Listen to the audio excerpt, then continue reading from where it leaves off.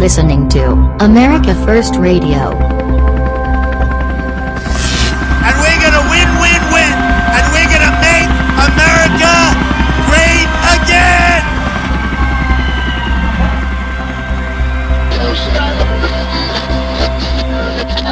Here is your host, Paul Adams. Hello there, everyone. This is Paul Adams on July 14th, and we've got a huge podcast today. So bring out the popcorn. If you're in Australia, turn on the Barbie, because we may be visiting you soon. I'm going to be all over the map today. There's lots to discuss. Tomorrow, Friday, Trump is supposed to announce his VP. My guess is he'll pick Newt. But we just had a little tweet here from Donald Jr., and he said the VP will be Ivanka Trump. So we got to hear it from Trump himself to believe it. And Trump has postponed his announcement on his VP choice due to the incident in Nice, France. So, on the other hand, Donald Jr. may be yanking our chain also. In other breaking news, the GOP has repealed the Johnson Amendment, which prohibits churches from campaigning for candidates. Donald Trump called Jerry Falwell Jr., president of the Liberty University, with the news today. Just to give you some backdrop on it, the Johnson Amendment of 1954, as the law is often called, is a U.S. tax code rule preventing tax-exempt organizations such as churches and educational institutions from endorsing political candidates. Back then, Senator Lyndon B. Johnson was running for re-election, and he had other members of Congress push the amendment to stop churches from supporting their political opponents. So the repeal of this law is a huge breakthrough for the silent Christian majority.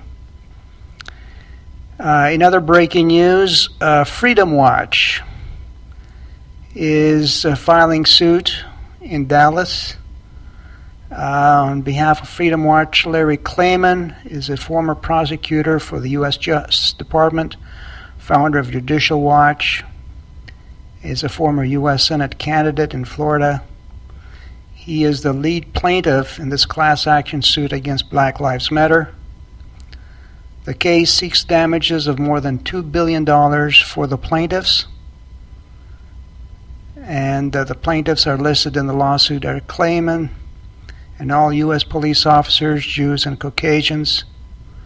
It is filed against Obama, Al Sharpton, and a few others. So let's see what happens with that. Mr. Trump had to cancel his Miami appearance due to death threats. There are reports of BLM snipers and bomb specialists setting up in Miami. The thing is, Black Lives Matter could be the patsies here. Someone above them may be ordering the hit. Maybe someone like Soros or Obama. There's reports that George Soros has booked 3 floors on the Cleveland Hilton during the Republican convention. Other reports say 300 rooms have been booked by Soros. There's also word that the new Black Panther Party will be packing heat in Cleveland. And Bikers for Trump will be there. It all sounds like an accident waiting to happen. So no wonder many of the GOP leadership will not be attending. Also, we just got word from Mike Cernovich that the Cleveland police will be ordered to stand down at the convention. It happened in the La Raza terrain of San Jose when Mayor Sam Liccardo gave the same order to stand down. The police just stood immobile as people were being busted by different thugs. And in Ohio, I suspect Mr. John Kasich is definitely behind this, as is Soros and Obama and the Clinton Foundation. They're going all out. They're going for bust at Cleveland, trying to create racial wars, civil divisions. The San Jose mayor back in San Jose and the police chief claimed it would have been too dangerous for officers to do their jobs by defending Trump supporters. And it's that same logic that's being applied here by Cleveland officials who have given up on even trying to control the radical left. So things are extremely fluid from now till the 20th. Now let's get to DeRay McCasson's hacked account, which points to the summer of chaos and which probably prompted Freedom Watch to file suit. The latest today from Alex Jones is the UN is inviting Black Lives Matters to an event. And coincidentally, Black Lives Matters has plans to spark violence in 27 cities tomorrow, Friday the 15th. With all of this, Mr. Obama, to look like the middleman, the pacifier, not the agitator, provocateur that he is, has invited DeRay McCasson to the White House. Now, here's the hacked account of DeRay's Twitter account. And it's just part of the conversation going on around the BLM groups planning for a summer of chaos. This is from Monday, June the 6th, between an individual called Jonetta Elzie. She says, "Have you spoken with Mrs. Lynch?" That's Loretta Lynch. "Recently about the plan for the summer and fall leading up to the elections?" DeRay answers, "We spoke 2 weeks and they want us to start really pushing how racist Trump is now instead of waiting to the others so the others can start getting protesters ready to shut both conventions down. We have to make sure that we use our voices to keep people disrupting Trump all summer and through the fall so martial can be declared before the election." Jonetta replies, "They always thought you was playing when you said we could win. Call me later when you're not too busy." DeRay answers, "If we can get both conventions shut down for messing over Bernie and for having racist Trump, then get martial law declared so Obama can stay in office, we will win. Call you soon when I get to my dad so I can use this landline and talk more on this." Then on Wednesday, June the 8th, between Samuel on Twitter, Samuel says, "I want to touch base with you about the summer of chaos. So far, we have over 2,000 people being bussed in from different cities and another 6,000 to 8,000 expected to drive into Cleveland for the convention. They will not be ready for the type of crowds we're bringing in, and they will blame Trump for it, especially if we shut it down. The GOP will have to replace him at that point, or we will continue the disruption nationwide." DeRay says, "I will pass the info along. Good work, Sam. You never let us down. It's so important we stop Trump. He will destroy everything we have worked so hard for, and we can't trust Hillary. She's never proven she really cares about what we want."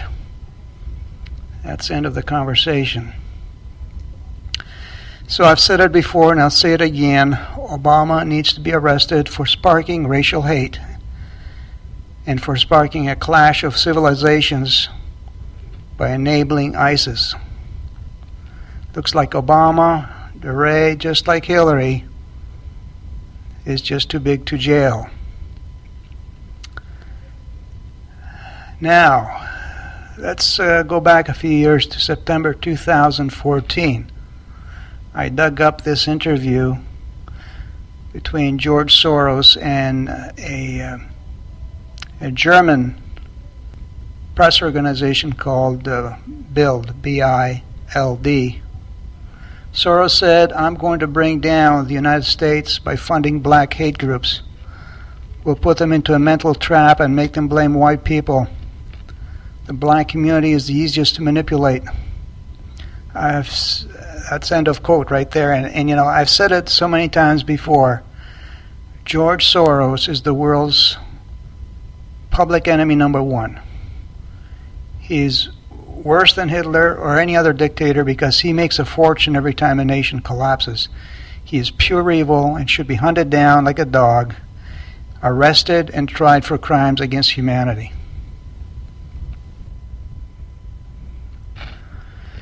Now, let me give you my thinking on the real reason the establishment or the apparatus hates Trump.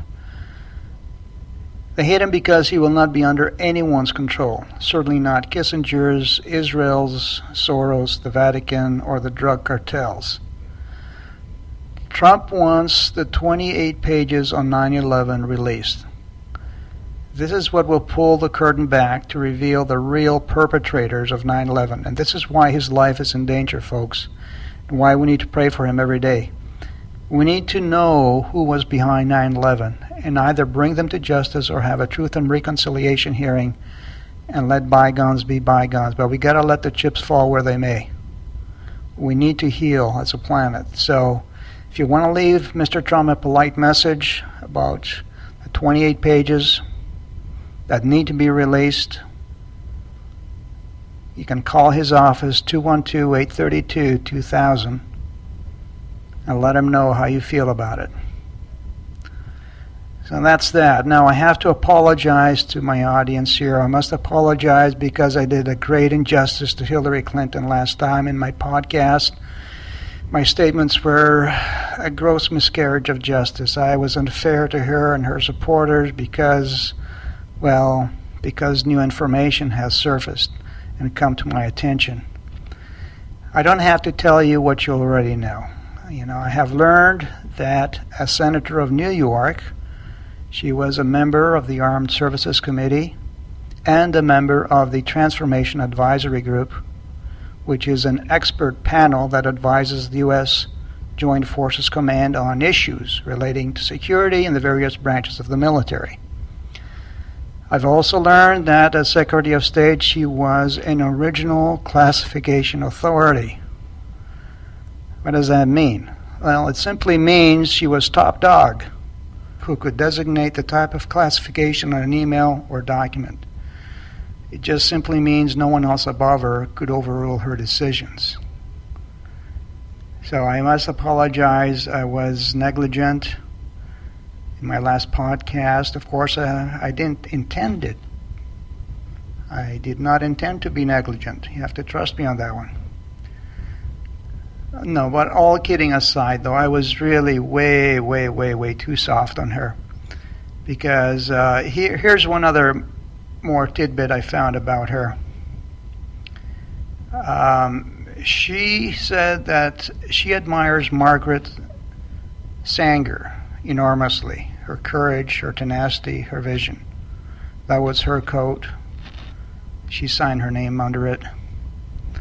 Who was Margaret Sanger? This is what Margaret Sanger said. She says, "Colored people are like human weeds and need to be exterminated." Then I found a video on YouTube, which is a compilation of Hillary's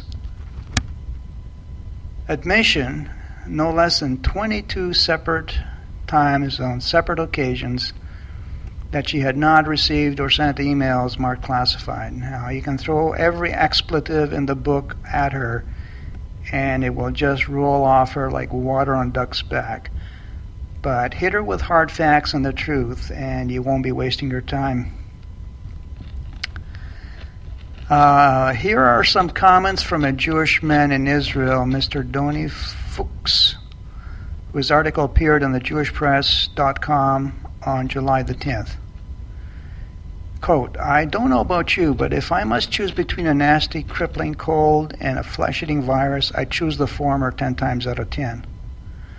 Since her youth, Hillary was a liberal menace. As a young activist, Hillary assisted and aided Black Panthers on trial for torture and murder. Let's be clear, this racist terrorist organization from the late 60s and 70s was responsible for the murder of police officers. While the new revitalized Black Panther Party and the Black Klan of the Black Lives Matter movement is sowing violence and racial hatred in Obama's America, we should remind ourselves that many years ago, Hillary was involved with the original incarnation of these thugs. Additionally, over the years, in her capacity as a lawyer, Hillary defended some of the most repugnant criminals who preyed upon the innocent, including a child rapist she knew to be guilty. Hillary is a clever chameleon, but at the core, she's a vindictive, nasty, shrill, Jew-hating bigot, a peripatetic predator from Illinois, Arkansas, a carpetbagger senator from New York and Washington, D.C., a racist liberal who exploits the easily exploited for political gain, a ruthless shark who will do anything to obtain power, flout the law, with haughty disregard to retain it, and continue to wreak havoc on American society. First, Hillary Clinton would be the death rattle for the United States of America. It does not deserve. End of quote. So I wasn't too far off when I called Hillary a super predator. See, super predators like Hillary appear as harmless champions of the people, and they are really wolves in sheep's clothing. Now, what super predator in his or her right mind would be foolish enough to stand at a pulpit without camouflage, without the carefully chosen narrative which is honed by very expensive consulting firms that specialize in manipulating public opinion? That's all I gotta say about Hillary. You're probably wondering, why am I beating on a dead horse? Well, because Chris Stevens was beaten like a dead horse even after they killed him. And I'm gonna keep beating up on her until either she is jailed or Mr. Donald Trump is president. Well, back to the nomination of Mr. Trump. Will they try and steal the nomination at this latest stage? In my thinking, after the doublespeak we've heard so far from the GOP establishment, that play along to get along theater they've been playing with Trump, I really think they will try to steal it. The good news is that the delegates that are bound will still be bound to Trump as per a court ruling. And if the GOP steals it, they'll be imploding. You can kiss the GOP goodbye. That party is done. Now, from now till November, there's a chance we'll be carpet bombed with false flags to create the chaos which will cancel the election. I pray that I'm wrong, because there's no plan B after that, folks, other than a revolution. But the violence is already being ratcheted up, and it's impacting police morale. Too many officers in Dallas are quitting or retiring early. Their pay grade is just not worth the risk anymore. And see how Obama is trying to bring in a federal police force? I'm getting a lot of this info from Alex Jones. And now, if they try to bring in martial law and Obama cancels the election so he can stick around for a third term, I predict he will be hunted down like a rabid dog. It's not clear who's all behind this. It could be Soros. It could be Arab money trying to retain control of the country through their puppet super predator Hillary.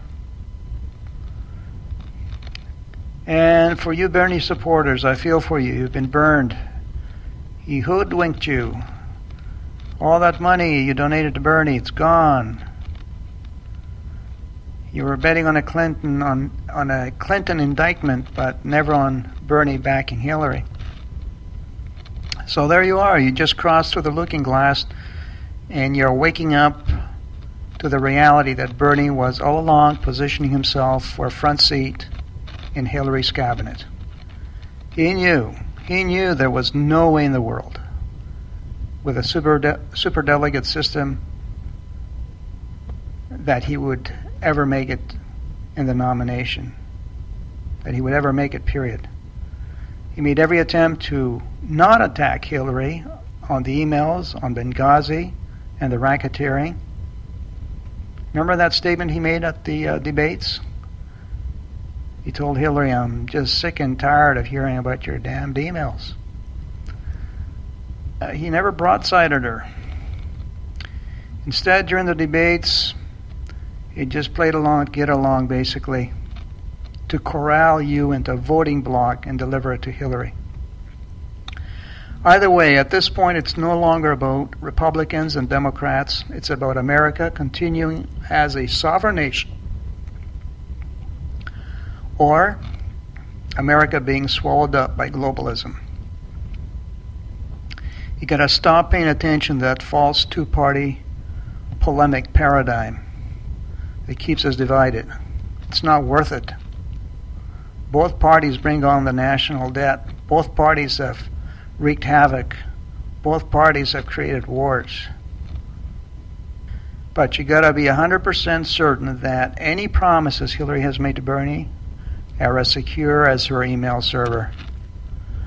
Bernie's endorsement of Hillary will soon prove that losers who endorse losers only accelerate their mutual synchronized fall. Hillary, my friends, is damaged goods. I'll be tweeting a meme on this later. You can find it at zip90210 on Twitter.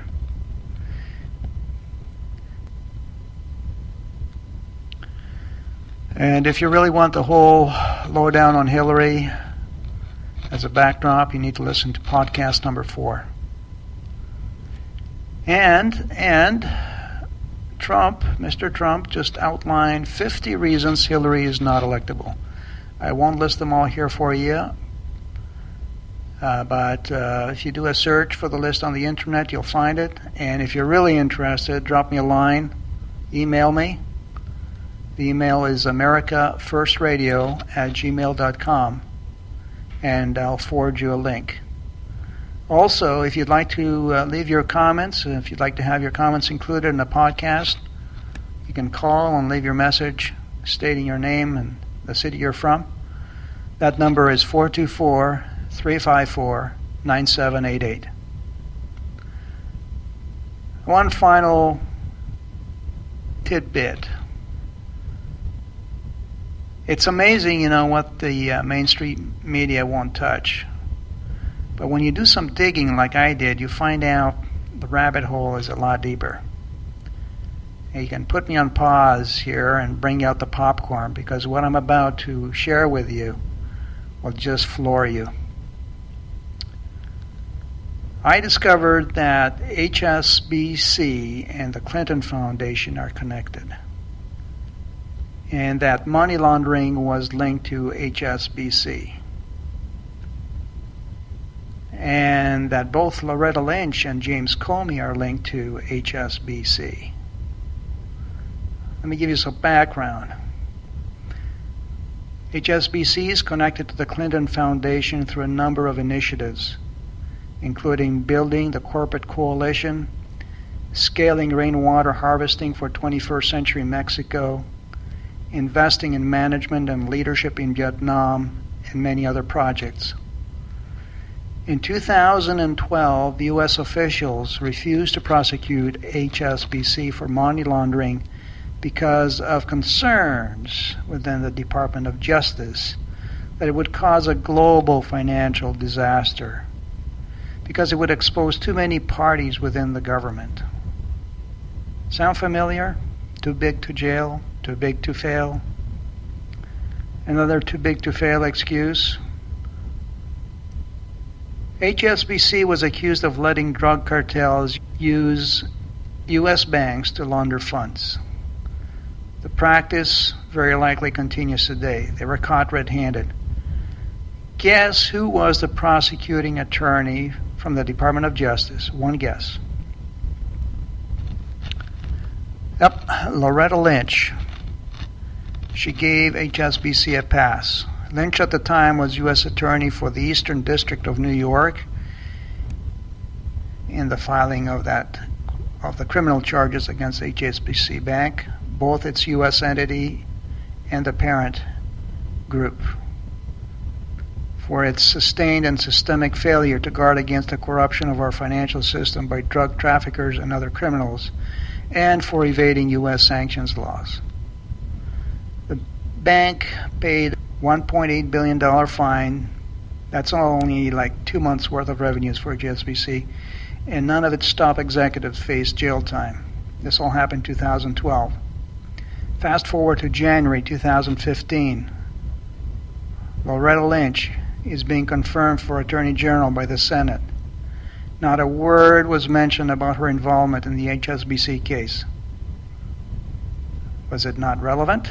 I think it was, especially since HSBC's account holders were funding the Clinton Foundation to the tune of $81 million that we know of.